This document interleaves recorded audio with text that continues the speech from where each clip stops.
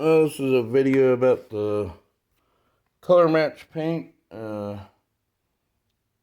went to Walmart, and the last time the guy said, bring here's the brand, Studio Color Rust-Oleum Semi-Gloss Interior Advanced Paint and Primer. The last time the guy said bring a 4x4 inch piece next time, because I brought a 1x1 inch piece. So I cut this piece out.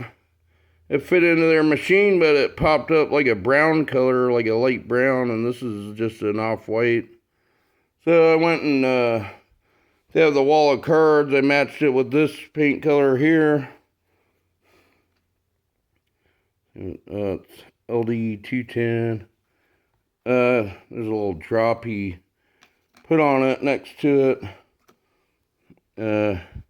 It's called Yards of Muslin. LD210-01 LD210-01 B1. But you can see the drop of paint he put on there and dried off.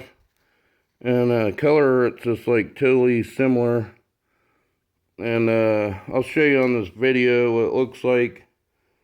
It's like the machine didn't even work good. It popped up some brown color, but the cards they have, it's like I was able to match it up.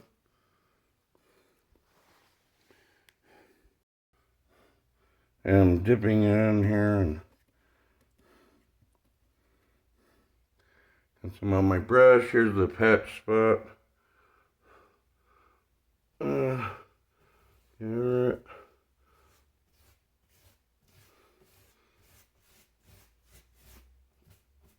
Try to fill all the nicks and crannies in.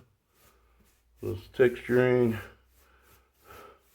Round it a little bit. Kind of blend it in. I might take 2 coats, but it really does blend in, especially once it dries all the way.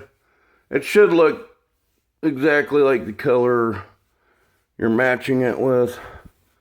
And just kind of blend it in, maybe paint a little around it, like some of the raised texturing. Just paint a little. That should help blend it in better, but you really want to match up with those cards if it looks off on the computer. That's with it wet.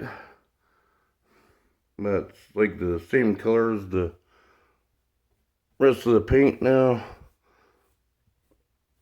This texturing on this wall is just crazy Santa Fe Mediterranean style texture. Now I'll do another spot. I'm gonna patch this crack above this window here. You might have to put 2 coats if it's like kind of a lot of texturing. Like at least one like light coat and then go back with a heavy coat. Or one thick coat. And just kind of blend it in around it.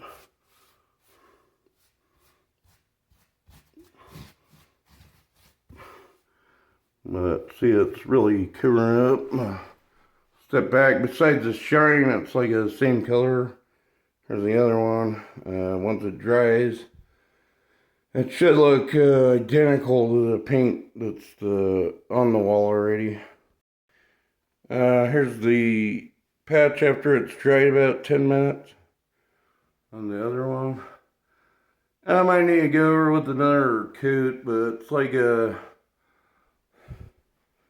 well, there was a crack going across from the corner of the roof, and here is a ding from this door handle. It's like from a distance, it's really hard to see that. Once it dries fully, like it'll be really hard to see. It's still a little wet, but the color matches perfect. Once it dries all the way, it'll be really hard to notice. And there's some more patchwork here painted over, and a little spot over here too. It's like I can't even tell where it was, but it was like a tiny spot where a nail had popped out. I put a little of that paint. I think it was over that way. I think it was in there somewhere. I was like, it's like once it dries, and if it needs another coat, it needs one, but that's like really hard to tell where the paint is once it dries and the patch, as long as the texturing's good.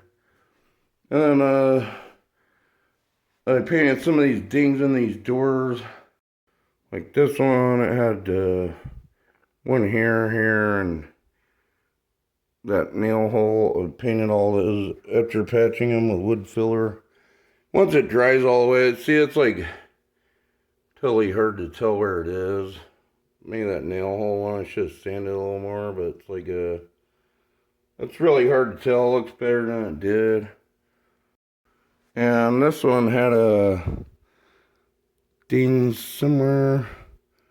Maybe it was just the inside. I filmed before. This is a bathroom door. It had a huge hole here that they tried patching, and it was all cracked and sink in, and I've filled it with wood filler and painted over it, and that's like, the patch looks like so good, I can't even tell it was damaged before, and it's really hard to tell. And this wall, I've textured a little on some spots and painted over, and it's like really hard to tell where it's textured over and painted, and around this light switch, I textured over it and painted it too.